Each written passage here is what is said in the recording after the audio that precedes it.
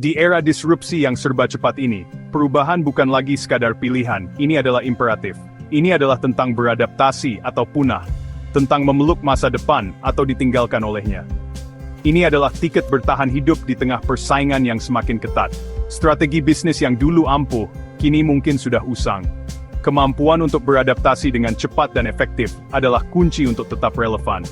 Dunia bergerak cepat, sangat cepat. Perubahan terjadi secara eksponensial, dan perusahaan harus mampu mengimbangi kecepatan ini. Jika tidak, mereka akan tertinggal jauh di belakang. Teknologi baru terus bermunculan, mengubah cara kita bekerja, berkomunikasi dan berinteraksi. Perusahaan yang tidak berinvestasi dalam inovasi dan teknologi baru akan kehilangan keunggulan kompetitif mereka. Perilaku konsumen berubah dengan cepat, didorong oleh teknologi dan tren baru. Perusahaan harus memahami perubahan ini dan menyesuaikan produk, layanan, dan strategi pemasaran mereka untuk memenuhi kebutuhan dan harapan konsumen modern. Dan pesaing tak terduga bermunculan dari berbagai penjuru, seringkali dengan model bisnis yang inovatif dan disruptif. Mereka menantang status quo dan memaksa perusahaan tradisional untuk beradaptasi atau mati. Perusahaan yang bertahan pada cara lama, yang enggan berinovasi dan beradaptasi, akan menjadi fosil sejarah, relik dari masa lalu yang tidak relevan dengan masa kini. Mereka akan kehilangan pangsa pasar, talenta terbaik, dan akhirnya, keberadaan mereka. Lihat saja, dulu kita harus bersusah payah ke pangkalan ojek, menunggu di bawah terik matahari atau hujan. Kini semua ada dalam genggaman, cukup dengan sentuhan jari di aplikasi. Kemudahan dan efisiensi telah mengubah lanskap transportasi. Dulu nonton film adalah sebuah acara besar, pergi ke bioskop, membeli tiket, dan menikmati pengalaman layar lebar.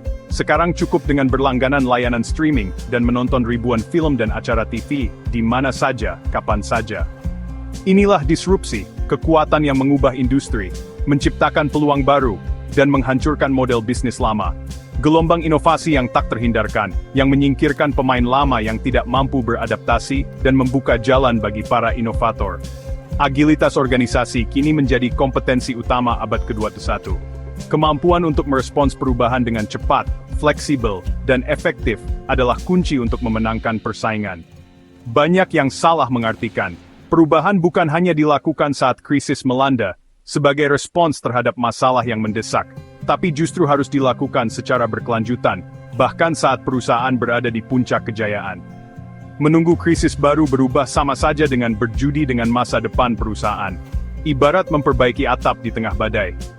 Mencoba menambal kebocoran saat hujan deras mengguyur, terlambat, mahal, dan seringkali tidak efektif. Perubahan proaktif adalah tentang mengantisipasi masa depan, melihat tren yang akan datang, dan mempersiapkan diri untuk menghadapinya, bukan sekadar reaksi terhadap kejadian yang sudah terjadi. Ini tentang menjadi pemimpin, bukan pengikut. Setiap individu dalam organisasi, dari jajaran direksi hingga staf di garis depan, harus menanamkan pola pikir yang adaptif, inovatif, dan berorientasi pada perubahan. Bahwa perubahan bukan hanya sebuah proyek atau inisiatif, tetapi bagian integral dari DNA pekerjaan sehari-hari. Perubahan adalah proses berkelanjutan, sebuah perjalanan tanpa akhir menuju perbaikan dan inovasi yang konstan. Bukan proyek sekali jalan yang memiliki awal dan akhir yang jelas.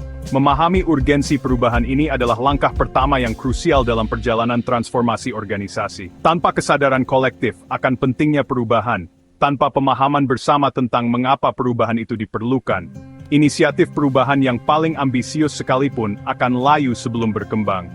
Gagal mencapai potensi penuhnya, dan meninggalkan organisasi dalam keadaan yang lebih buruk dari sebelumnya. Perubahan organisasi adalah proses mengubah. Ini bukan sekadar penyesuaian kecil, melainkan sebuah transformasi yang mendalam, struktur, strategi, atau budaya. Perubahan ini bisa menyentuh berbagai aspek perusahaan, dari hierarki hingga nilai-nilai yang dianut, untuk meningkatkan efisiensi dan daya saing. Tujuannya adalah untuk membuat organisasi lebih adaptif, responsif, dan unggul di pasar. Bisa kecil, seperti alur kerja satu departemen, misalnya mengoptimalkan proses pengajuan cuti, atau meningkatkan kolaborasi tim. Atau besar, seperti transformasi digital total, yang melibatkan implementasi teknologi baru di seluruh lini bisnis. Pengembangan organisasi, OD, adalah pendekatan proaktif dan sistematis. Ini bukan sekadar solusi sementara, melainkan sebuah investasi jangka panjang dalam kesehatan organisasi, untuk meningkatkan efektivitas melalui sisi manusia. OD berfokus pada pengembangan karyawan, peningkatan moral, dan penciptaan lingkungan kerja yang positif. OD melibatkan pelatihan, untuk meningkatkan keterampilan dan pengetahuan karyawan, pembangunan tim, untuk mempererat hubungan dan meningkatkan sinergi antar anggota tim, dan perbaikan komunikasi, agar informasi dapat mengalir dengan lancar dan efektif di seluruh organisasi. Bayangkan perubahan adalah mengganti mesin mobil, agar performanya lebih baik dan lebih cepat. OD adalah melatih pembalap dan timnya, agar mereka dapat mengendalikan mobil baru tersebut dengan optimal. Keduanya harus berjalan beriringan. Tanpa OD, perubahan besar akan gagal. Perubahan tanpa persiapan dan dukungan yang memadai hanya akan menimbulkan kekacauan dan resistensi. Fondasi manusia yang kuat memastikan perubahan bertahan lama. Dengan SDM yang kompeten dan termotivasi, organisasi dapat menghadapi tantangan dan meraih kesuksesan jangka panjang. Break Time Konpandelim. Target, sebuah nama yang tak asing lagi di dunia retail Amerika Serikat. Retail besar IS yang telah lama menjadi bagian dari kehidupan sehari-hari masyarakat. Kita semua pasti pernah berbelanja di sana, mencari kebutuhan sehari-hari, pakaian, atau bahkan sekadar cuci mata. Namun, di awal 2010-an, Target menghadapi tantangan yang sangat berat, ancaman Amazon. Raksasa e-commerce ini mengubah cara orang berbelanja, dan bisnis retail tradisional seperti Target harus beradaptasi atau mati. Gelombang disrupsi digital mengancam keberadaan mereka. Banyak yang memprediksi Target akan mengikuti jejak retail lain yang tumbang. Alih-alih menutup toko dan menyerah pada keadaan, mereka mengambil langkah berani, merenovasi toko fisik yang sudah ada, dan menjadikannya sebagai pusat pemenuhan pesanan online. Sebuah langkah strategis untuk mengintegrasikan dunia fisik dan digital. Mereka mengubah fungsi toko dari sekadar tempat berbelanja menjadi bagian penting dari rantai pasokan. Inilah awal dari transformasi besar-besaran menuju strategi omni-channel. Sebuah pendekatan yang menyatukan semua saluran penjualan dan pemasaran untuk memberikan pengalaman berbelanja yang mulus bagi pelanggan. Sekarang, pelanggan bisa dengan mudah memesan barang secara online melalui aplikasi seluler atau situs web, dan mengambilnya langsung di toko terdekat. Atau, jika mereka lebih suka, barang akan dikirim langsung dari toko terdekat ke rumah mereka. Kemudahan dan kecepatan menjadi kunci, namun, tantangan terbesarnya bukanlah teknologi atau logistik, melainkan mengubah pola pikir dan peran ribuan karyawan yang sudah terbiasa dengan cara kerja lama. Transformasi ini membutuhkan perubahan budaya yang mendalam.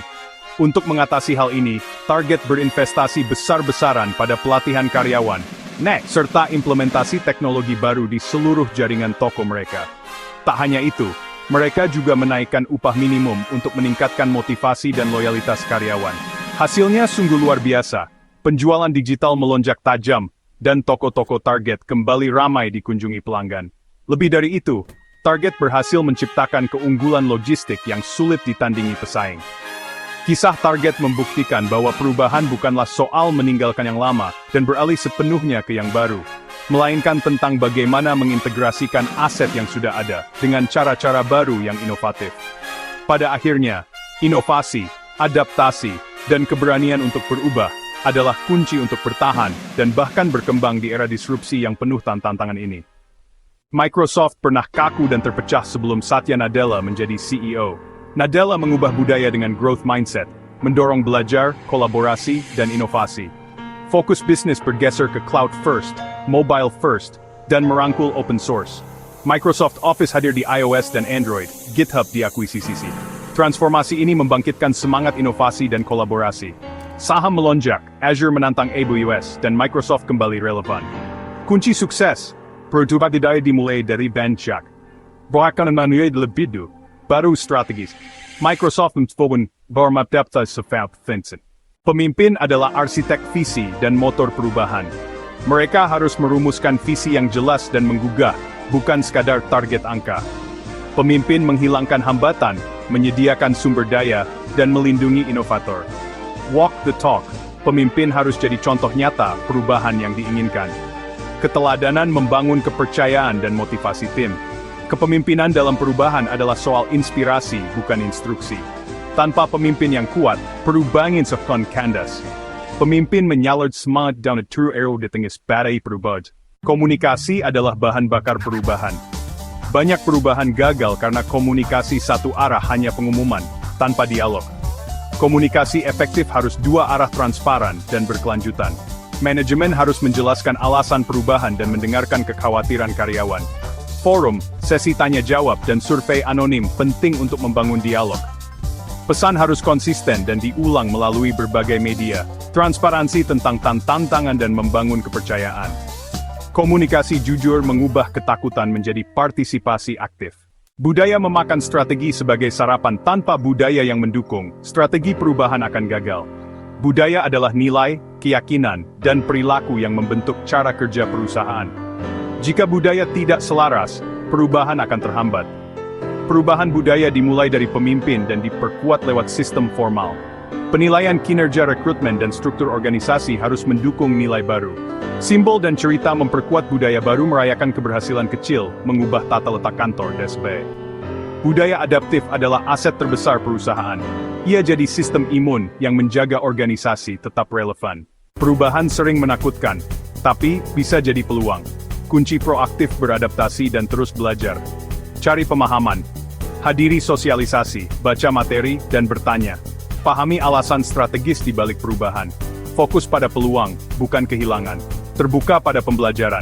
Ikuti pelatihan, cari sumber belajar, dan tunjukkan growth mindset. Fokus pada hal yang bisa dikendalikan, sikap dan tindakan sendiri. Hindari gosip, bantu rekan yang kesulitan, dan berikan masukan konstruktif. Jadi bagian dari solusi, bukan masalah. Adaptif dan positif, Anda jadi aset berharga bagi perusahaan. Di era digital, perubahan adalah keharusan untuk bertahan dan berkembang.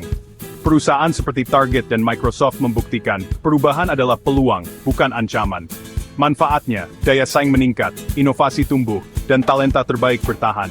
Karyawan pun mendapat peluang belajar dan berkembang. Kunci sukses kepemimpinan visioner, komunikasi terbuka, budaya selaras, dan kesiapan individu beradaptasi. Mari lihat perubahan sebagai sahabat yang menantang kita jadi lebih baik. Terus belajar, jangan takut mencoba hal baru. Merangkul perubahan, berarti